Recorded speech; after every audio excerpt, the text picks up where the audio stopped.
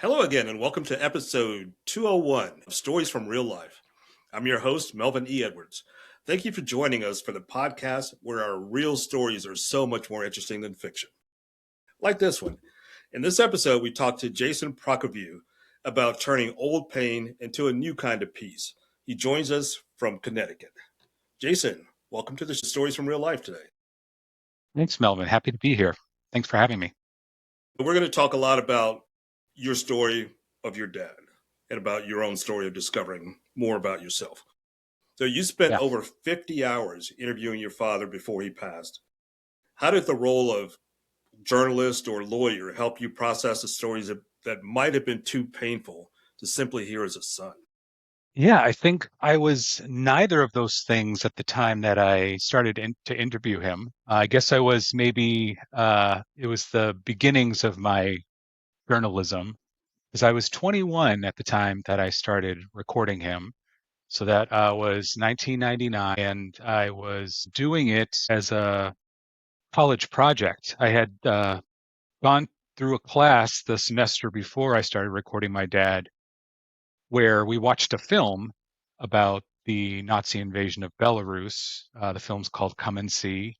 And there were so many things in that movie, which is a fairly violent film about this invasion, that just felt familiar based upon things that I had heard my dad say. So I went to talk to my professor about how similar some of these moments from this film were to my father's stories. And he asked these questions about my father's background that I did not know the answers to. Like, how did he survive that invasion? How was that for him on a day to day basis? And what had happened to his family, his mother, his sister? I knew he had been disconnected from them during the war, at the start of the war, but I had never really asked him about the circumstances surrounding that separation. So there was a curiosity that was piqued in me, and thankfully there was a curiosity that was piqued in my professor, because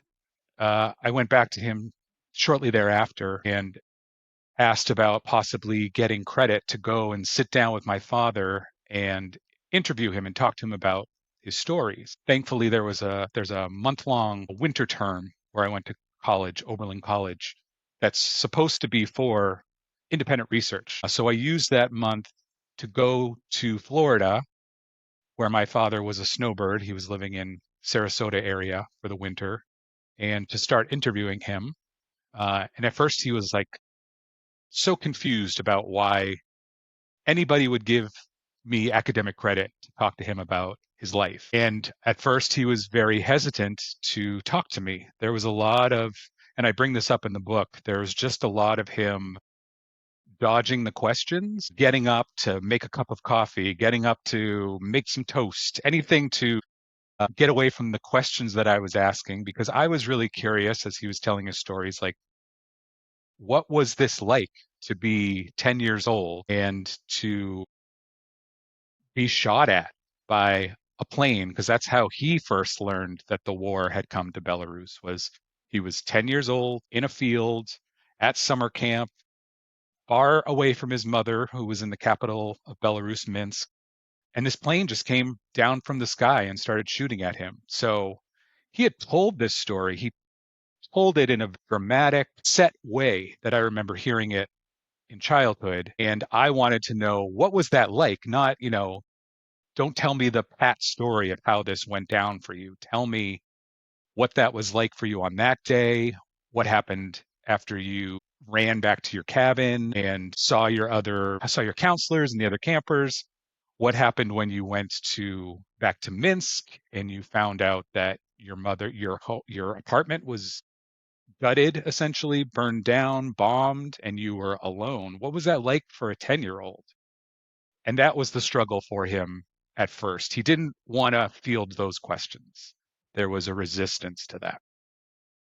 I completely understand that. My dad had a traumatic childhood, and also at the age of 10, he had a life defining experience where his abusive What was that? May father, I ask? yeah, his father was very abusive, very, very abusive. And as a 10-year old, he decided he did not want to see his mother or his siblings abused anymore, and he was going to shoot his dad. And he actually tried to do it, and the gun jammed. Wow. So So, you talked to your dad about that history. and I was very young because he died when I was 13 years old. Oh, Yeah, okay. very early lessons. I can understand some of Yeah. the trauma that you're having to relive through your dad and within yourself as well. Yeah. Yeah. Yeah. I'd be very curious to, I know I'm supposed to be the one talking, but now I'm very curious about how you handled that history for yourself. We can weave that in as we go along. I don't want to make this about me. Sure. But Sure. speaking of weaving, you used a braided narrative structure for your book War Yeah. Boys. What was the most Yeah. challenging aspect of balancing your father's survival epic with your own internal journey as a gay man in suburban America? Yeah. I think the struggle was quite real for a very long time. Think what I found as a writer to be the problem was that I had a traumatic upbringing with my father because my father carried a lot of his own wartime trauma into parenthood. And that was not initially part of the plan for War Boys to bring up my background. But around 2018, when I was working on the manuscript, I was reading a lot of memoir that incorporated sort of a deep dive into the writer's experience of whatever topic they were writing about. And I saw this opportunity to bring in some of my story of being raised by this person with this trauma and what that meant to me. Once I kind of decided that that was the plan, bring myself more into it, I found this new struggle of absolutely the story that I had about my upbringing matters and mattered, but it didn't quite weigh out the same in the manuscript against what my father had endured in the war. So I was trying to essentially have his story kind of competing with my story originally. And then as I kept working on the manuscript and took it to a year-long class called a memoir incubator, I worked with a writer whose name is Mike Scalise, who wrote this memoir called the Next Great Catastrophe, which I admired before I even met Mike. And then I brought my book to Mike, and I give Mike a lot of credit for kind of helping me conceive of how to tell these two stories so that they were not in competition. Um, and I had all of these interviews, as you mentioned. I had these 50 hours of interviews with my dad, which were interspersed sometimes in the manuscript as it was then. Um, but Mike suggested that I use the interviews as an interruption point in my dad's retelling of his stories to interject sometimes. So you see suddenly a son interrupting his father and saying, "What was I like, Dad?" And I was very resistant to that idea at first. I said, I can't interrupt my dad's stories with like my little interview questions. And he's like, "Yes, you can." And I said, I fought it. And he was like, "Have you ever seen The Princess Bride?" And I was like, "Yeah, I have." He's like, "Well, you know, Peter Falk and the grandson, uh, they interrupt the fairy tale to go back to this point where you see them in discussion about the fairy tale."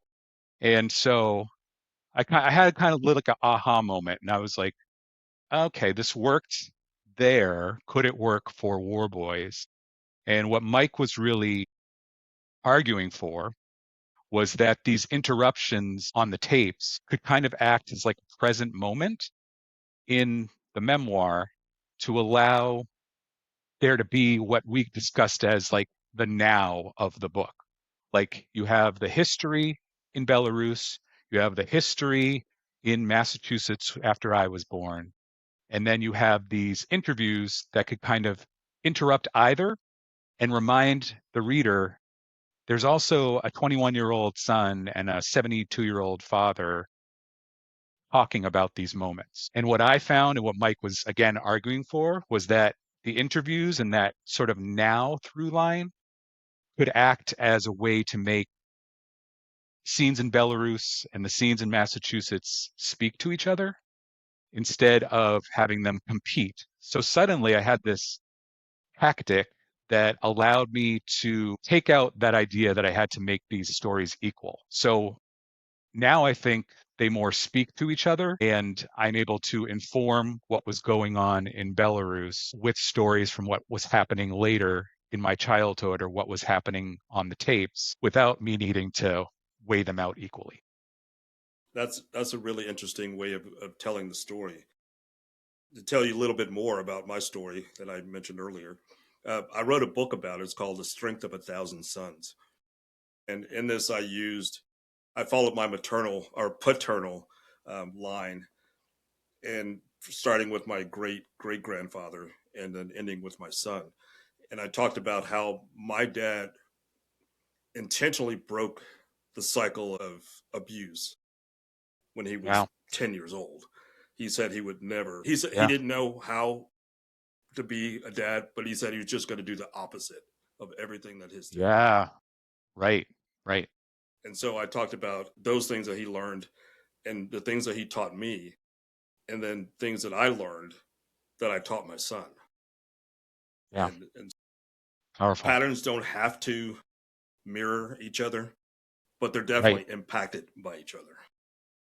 Absolutely. Yeah. It's so interesting you say that, how you broke that cycle in that way. I often say, and I don't mean to, and I don't think in the book I'm, villainizing my father. I'm trying to paint him as complex and say there was absolutely good and bad to his parenting style. But I often say that he taught me so many ways how not to be. And it sounds similar, like you're looking at these actions and determining, well, I won't do those for these reasons. Right. Absolutely. So, did you notice a shift in your father's tone or language during the course of this 50 hours where he might have gone from survivor mode to father mode? Yeah, I don't know if I would say I felt like he went to a father mode. I think he did. I think it's correct to say he was in some kind of survivor mode. And I think a part of that survivor mode was to tell the stories the way that he wanted to tell the stories, that he had grown accustomed to telling so that they were safe for him to tell. The interviews were the disruption to that. His annoying 21-year-old son was the disruption to that. And the shift absolutely occurred. And I would say it probably occurred fairly early in the process because I spent that month, like I mentioned, interviewing him. And I think within that month, there was a shift. There was an emotional shift for him where perhaps he realized that I wasn't going away, that I wasn't going to stop asking the questions, that he had me in his house for a month with the intent of getting up every day and doing an hour of recordings if we could. And I think we did maybe 3 or 4 a week because it was pretty heavy work for both of us. But very early on, he had an emotional moment, an emotional breakthrough where we had finished recording for the day, and I was sitting with my mom in the living room, and he was at the table behind us, and I suddenly just heard him crying, and I turned around, and he was wiping his eyes, and whatever we had covered that day in the interviews had kind of brought him to that moment. And I would say it was probably 2 weeks into our process, and my mom and I just looked at him like kind of in shock that he was sitting there crying. And he said, and I write this in the book, "Don't you feel bad for me? Don't you?" And I got up and walked around and kissed him on his head, said, "Of course I do, Papa. Of course I do." So uh, there was just this kind of moment of breakthrough, I would say, in the interview process, in that connection. And we had other emotional moments in that first month. I also write in the book about there was one particular night where I had bad nightmares because of what my father had said. And the nightmare was actually that a plane was coming down from the sky and shooting at me. And it startled me awake. And I went off to the living room because I couldn't go back to sleep. And I found my dad. It was the middle of the night. And I told him I had had this nightmare. And he said he had his own nightmares that night. And that's why he was awake. And he said this line that is also in the book. He said, and he said it to me, but also kind of off into the distance because he was looking out a window.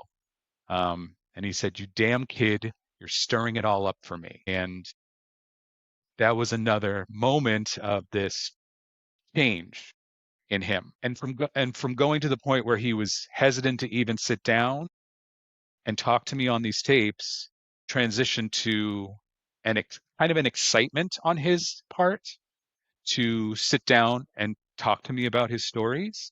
So I think the hardest part was those first 2 or 3 weeks. And then it became something that he was excited to do. And when he brought me to the airport to go back to Ohio to go to college, he commented that he was looking forward to finishing the tapes with me because we'd only gotten so far in that first month in his story. And I said, we will continue, Dad. And it was, 3 years before I graduated college and really had time to go back and finish the tapes, which I did in 2001 with him. But he was excited by that point. He like wanted to sit down with me and have those conversations. Um, and again, I can't say it was all rainbows and butterflies because there were times again in the 2001 recordings where I was pushing for answers or an exploration that he was resistant to. And he fought me on it sometimes, but I just did what I had learned to do in 1999, which was just to sit and wait it out. Sometimes we would call it for the day and I'd just be like, okay, you don't want to talk. I get it. Do it tomorrow, and we would leave it. But I felt this kind of excitement towards the end from him, and we both kind of expressed a disappointment when we reached a kind of a logical endpoint to the interviews. Okay. You mentioned your dad's homeland being Belarus. And I actually, for some reason, have had a strange interest in Belarus for a long time. And Okay. for people who don't know, Belarus is now is considered part of Eastern Europe, and it used to be part of the Soviet Union, and has a hardline president who's kind of an ally with Putin. Lukashenko, I Yeah. believe is how you pronounce his name, and he's been there for a long time. And so they have probably more ties to that line of thinking, the Soviet line of thinking, than some other Eastern European countries. Did you find in any way your dad holding on to any of those Soviet types of hardline mental traps that he might have carried from childhood?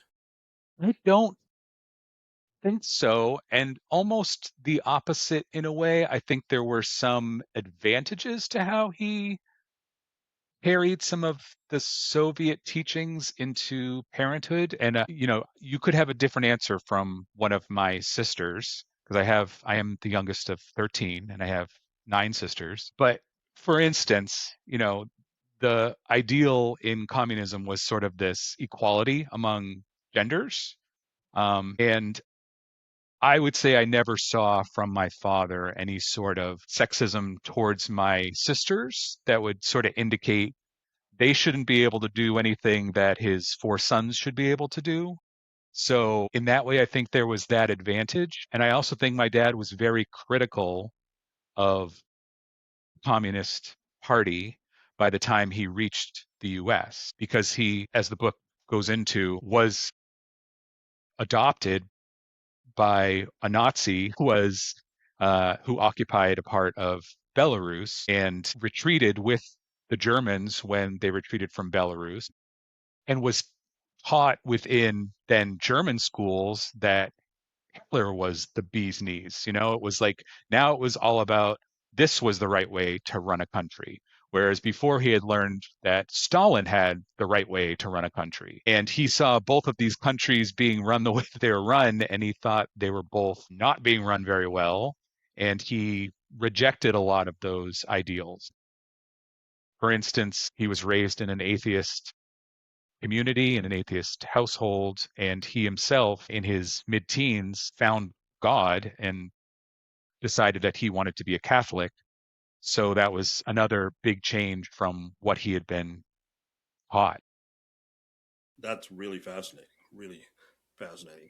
And in the book, you describe him as an imposing presence in your house. How did you recreate that kind of an atmosphere for the reader in the book? Yeah, I think those are some of the hardest parts for me to write because I did take the reader back to my childhood. And my father was an active drinking alcoholic from the time that I was born and well before I was born. So, I want to say like I am the youngest of his children, and all of my brothers and sisters have their own stories to tell. I've sort of incorporated some of those stories here to give a larger sense of the violence within my home, but I had to also bring in stories of my own abuse and neglect, which again were the hardest parts for me to write, and then the hardest parts for me to share with early readers, people who were giving me feedback on the manuscript. So you're going to go back to points where my dad was 10, and you're also going to go back to points where Jason is 7, 8, 9, 10, and living in this environment where, I describe it in the book as like we're all trying to carefully walk around this human landmine, and how do we avoid one of the explosions from my father. So I think there's a lot of very kind of visceral retellings of some hard moments that I experienced, and also some retellings from siblings with a certain degree of anonymity. I tell those stories to bring in that atmosphere of our home. Okay, you mentioned having 12 siblings and your dad being Catholic. I'm just going to guess that your mom was Catholic too, with with that many kids. Correct. Good guess. Yes. So how did your own sense of individuality sustain itself with basically a crowd inside of your house? I'm sure they weren't all living there at the same time if you're the youngest. Yeah. Yeah, they were not. It was a lot emptier by the time I was born in 1976 for sure. Many had already moved out, gotten married, were having their own families. I always joke I was an uncle 6 years before I was born. Um, I was an uncle once uh, too, there, so I can relate to that too. there you go. Yeah, yeah, yeah. Right. Yeah, not very useful uncle when you're first born. Environment was one where I, now in retrospect, adopted techniques to just stay safe, and part of that was to be very quiet, to make myself as invisible as possible. So, I kind of operated under this false idea that I was shy for a long time, probably until my early 20s. I don't think I'm shy at all. And I don't think anybody who is close in my life would say that I'm a shy person. But uh, shyness, staying in the background, observing, figuring out what's safe in the environment, who's safe, who's not safe, were all techniques that I used to survive that environment. And I think being queer was one way that I was able to really find my way out of that system, because what I needed as a 16-year-old gay boy was not something that I was necessarily going to find within that household. So I started to reach out to my community at school. I found other queer kids to be in community with. I found the teachers who would support me in my queerness. That was a real differentiating, helpful thing for me. And also, about when I was 16, and I cover this in the book, I kind of figured out that I had a talent for singing. And this talent was really supported by the music program at my school. So it gave me a community within the music program to explore these things that I was good at. And suddenly I was realizing, okay, I'm have things I can do in this world besides be at home and be scared, and be quiet and figure out how to be just safe. Those those moments when I was 16, which these kind of things were happening at the same time. I was coming out, I was figuring out I was good at music, were kind of moments that really flipped my trajectory and gave me like a little beam of light in the distance. Like, I'm going to follow that, and I'm going to go towards that instead of I'm going to stay back here and be scared of life. All right, you talk about loneliness and shame in your book. To what extent do you think those emotions were inherited from your father, who obviously, as you mentioned, lost everything when he was just 10 years old? Yeah. I think the quietness around things that we think are shameful was as something that I saw my father doing during the time of our recordings. So there was a connection in my head to his experiences and my experiences and what we are so embarrassed about that we keep undercover. And there's been a lot of those shameful moments in my writing over the last probably especially 6 or 7 years. And I'm just thinking that the ways that sharing my most shameful stories has opened me to the possibility that they're not as shameful as I thought they were and was acting as though they were also true for my father. I think there was a shame that he felt that he was affected by what he experienced. And I think that's what I saw in those moments where he was crying or where he was woken by these nightmares about what we were recording during our recording sessions, where he felt embarrassed that there was a connection between fear, loneliness, fear again from these moments from his past, and that he could actually now express that those moments existed, not just as moments where he overcame, moments where he triumphed, which he did, but also they were wrought with fear, with danger, with the possibility of death. And he was able to tell those and process those, I think, a little bit through our work together. Um, and I think all of that links up to why I'm constantly in therapy, why I'm constantly writing and making sure that I'm steering away from the fear of my experiences and the fear of how they might be interpreted or viewed by somebody I'm telling them to, and more just going through that moment of fear, going through that worry that it's going to drastically change how somebody views me or thinks about me, and instead thinking they may just see me as a human being. There's this line in my friend Alexis Chen Johnson is writing a book about her kind of wartime family experiences. And in her work, she says, the biggest secret that we had was that we were human. And I think that when I read that line, I complimented Lex so much. I was like, this is a brilliant line. This is what I'm trying to get at. Like, we don't have to be so afraid that we had human experiences and we don't have to like gloss them over and say, but I was triumphant. Like, you're allowed to have all the other things be a part of that. Nice. Was there a specific story that your father told you that upended the way you thought about your own childhood? Was there a specific story? I think it was kind of cumulative, but it was really in those 2 weeks where I think, as much as I talk about him shifting, I think I was shifting as well. Um, because I was very angry at him, and I didn't have the words or the capability to really express or process that when I was 21. I mean, I was kind of freshly coming out of that home environment. Um, so I was angry at him. I was angry at him, especially at the beginning of our recordings, and not saying it, not talking about it, because again, anger was another one of these things that you just put aside. You don't talk about it, you don't bring it up, you don't process it.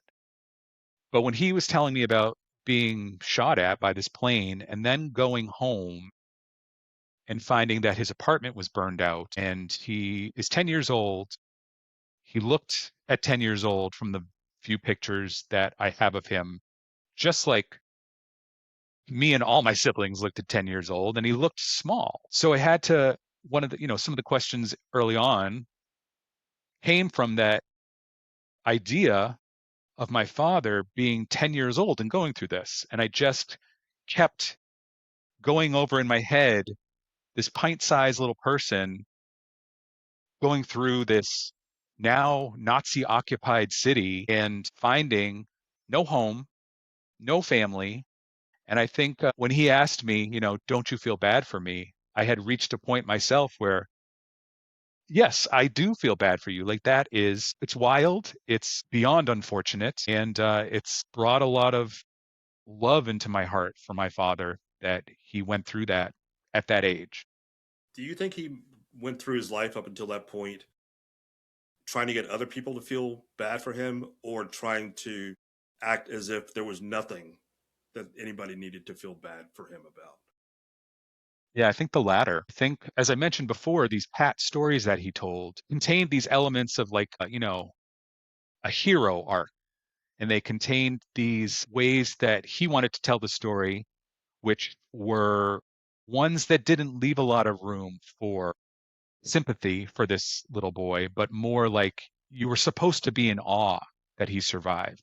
And we were in awe that he survived, that he was, so adaptive to the environment. And so, such an outlier that this little boy survived this war.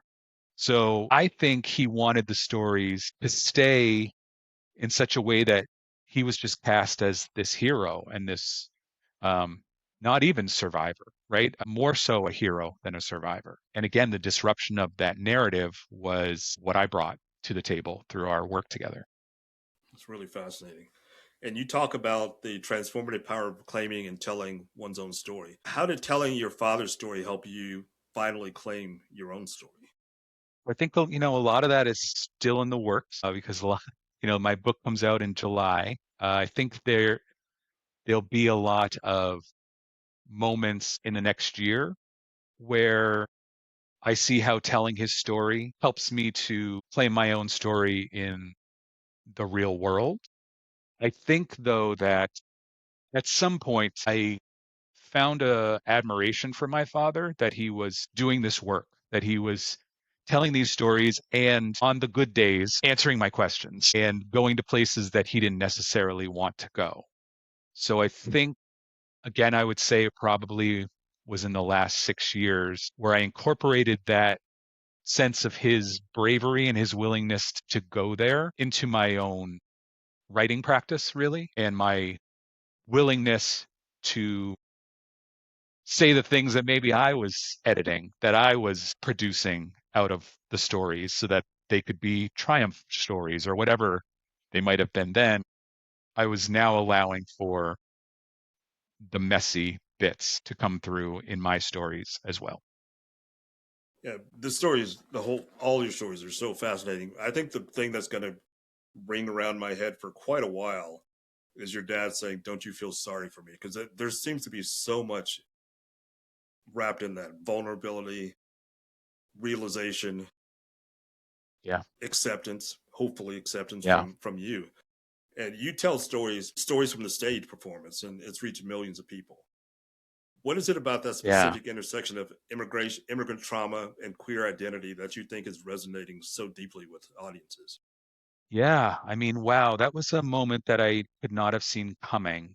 Although, as I was telling that story, I don't know if you are, do much performance work, but some performance work can feel just like another performance, whereas there are some moments that feel like everything kind of comes together and almost like you and that audience are kind of in that room and this is a moment, right? And that's what I felt telling that story to that particular audience that day. And it is a story about how what my father experienced, how that influenced how he fathered me and the environment that I grew up in. It particularly brings out that moment in high school where my music teacher alerted me to the fact that I was good at something, which was really the first time in 16 years that somebody was saying that I was good at something. Um, so now I've forgotten the crux of your question. If you could remind me. I actually already forgot too about the Okay. intersection of how your audience is responding to the intersection of immigrant trauma and your own queer identity. Yeah. Okay. Thank you for the reminder. I think I was trying to make that connection in preparation for telling that story. And it came as a surprise that the audience found that connection as easily as I hoped they would. So it gave me an inkling that these two things were not that difficult for somebody who was going to read the manuscript or hear parts of these stories to make. That what happened then affected what happened 40 years later and affects even something that's happening 40 years after that, because I was telling the story when I was, I don't know, 45, and still grappling with the echoes of a war that had happened many, many decades ago. All right. Just have a couple questions left as we start to wind down the conversation. So, what advice would you give to someone who is currently navigating the fear of a parental figure, but wants to find a path towards understanding that parent? I think one thing that I've I've considered as I've gotten older is that I wasn't really equipped to do the work that I was doing at 21 that I was doing. Um, I was new to support. So one thing about my particular family is like we are very isolative. Like we want to keep all of the secrets and all of the bad things contained within the home, and we don't want outside influences or support. Um, so when I talk about doing this work at 21 with my father and where I was at 21, which was really highly dysregulated by the life that I had lived up to that point. I didn't have a lot of psychological wading through of what had happened at that point. So, in retrospect, I would tell that boy, that young man, what I would probably tell a lot of people who want to explore this. I would, of course, say there are many benefits to me and my dad that we went through this process. But I would kind of caution and want for other people to have more supports than I did. So if this is something you want to pursue, perhaps look outside of yourself and the person you want to talk to first to discuss what you want to talk about. And this can be, for me now, I would honestly say, like, have a therapist on board, have your close friends and family on board and aware that you are going to do this work, and have that at the ready to give you support that perhaps the person that you are sitting across from is not equipped to give you. Um, yes, there were breakthroughs through my conversations with my dad, but if I were then to go and, weep myself about what we had talked about early on, it was not a safe place for me to express that with the person I was sitting across from. So I would have liked to have had the supports outside of that relationship that I would suggest other people have. Very, very wise advice. So, final question today. After years of interviews and the years of writing, what is the one thing you want readers to take away about the nature of forgiveness? I think forgiveness is something that I want people to consider as process, and also not a not just a I'm on this side of the fence and now I've left over here and now there's forgiveness. It is a path.